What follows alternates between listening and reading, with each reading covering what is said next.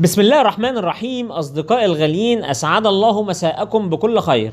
أهلا وسهلا بكم في سلسلة فيديوهات عيوب اللحام طبقا للكود الأوروبي والكود الأمريكي. وفيديو اليوم هيبقى أول الفيديوهات في سلسلة فيديوهاتنا الخاصة بعيوب اللحام، واللي بنتكلم فيها عن واحد من أهم عيوب اللحام وهو الكراكس أو شروخ اللحام. ويعتبر العيب ده من اخطر عيوب اللحام على الاطلاق، لانه مش مجرد عيب وبس، لانه يعتبر عيب كسر واللي بنقول عليه فراكشر تايب ديسكونتينيوتي. وطالما العيب ده عيب كسر يبقى يعتبر من احد الاسباب الرئيسيه لحدوث حاجه بنقول عليها الكاتاستروفيك فيلير او الانهيار الكارثي. وطالما هو احد الاسباب الرئيسيه للانهيار، فكل القائمين على عمليه التصميم او على عمليه التصنيع، سواء مهندسين تصميم او مهندسين لحام او مفتشين لحام، بيعملوا وبيكرسوا كل جهودهم تمام وبيجتهدوا على تلاشي او منع العيب ده في الحدوث اثناء عمليه التصنيع.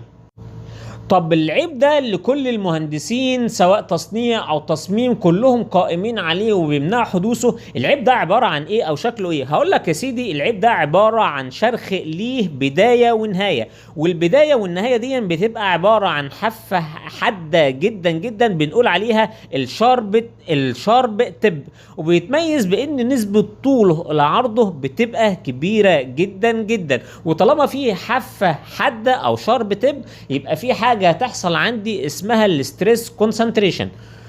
وعشان نكون اكثر دقة، بلاش نقول كلمة بداية ونهاية، لان سواء البداية او النهاية دي فالعيب ده بيفضل يتمدد وينتقل من منطقة لاخرى، خاصة في وجود اللوكالايزد ستريس او الاجهادات الموضعية.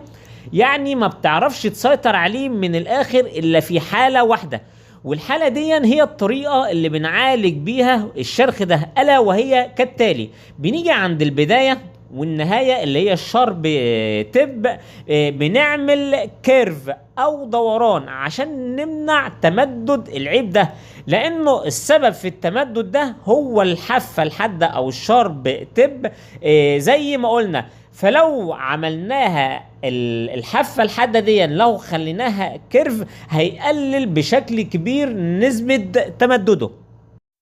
طب العيب اللي مطلع عينينا وراه ده وكل الناس شغالة عليه، ايه السبب العام في حدوثه؟ قال لك والله السبب العام في حدوثه هو ان الاجهادات الداخلية اللي بتكون داخل الويلد ميتال بتبقى اعلى بكتير من التنسايل سترينث بتاعت المادة نفسها، وده اللي بيخلي الكراكات بتحصل. طيب لو جينا انتقلنا لجزئية تانية ونشوف اماكن تواجد الكراكات دي بتبقى موجودة فين، هقول لك والله ان كل انواع الكراكات اللي هنتكلم عنها بالتفصيل ان شاء الله في الفيديو ده وفي الفيديوهات اللي جاية بتتواجد في الويلد ميتال، وبتتواجد في الهاز او الهيت افكتد زون، وبتتواجد في البيز ماتيريال او البيرنت ميتال، ما عدا تمام نوع شهير جدا بنقول عليه الكراتر كراك. الكراتر كراك ده يا جماعه نتكلم عنه بالتفصيل في الفيديوهات اللي جايه ان شاء الله. والكراتر كراك ده هو نوع من انواع الكراكات او النوع الوحيد من انواع الكراكات اللي بيتواجد فقط في منطقه الويلد ميتال. طب العيب اللي بنتكلم عليه ده وهو الكراك، عايزين نشوف موقف الاكواد منه ايه. قال لك كل الاكواد او الفابريكيشن كود بتتعامل مع النوع ده من عيوب اللحام او مع الكراك ده على انه ريجكتد او مرفوض، تمام.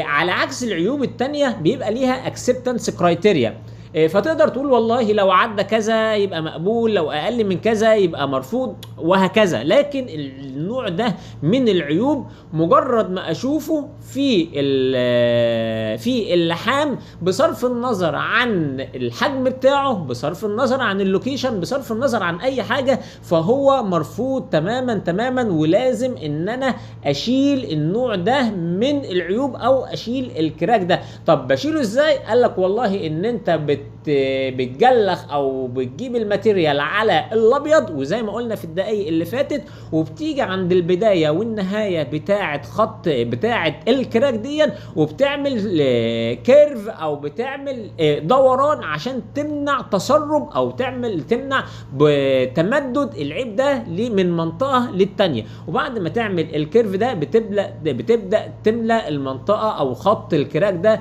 باللحامات بعد التجليخ. يبقى تاني العيب ده يعتبر من اخطر عيوب اللحام، وطالما انا شفته سواء في الالتراسونيك او شفته في اي وسيله من الان دي تي او شفته فيجوال، يبقى النوع ده مرفوض تماما ولازم يتعالج او يتشال زي ما قلنا.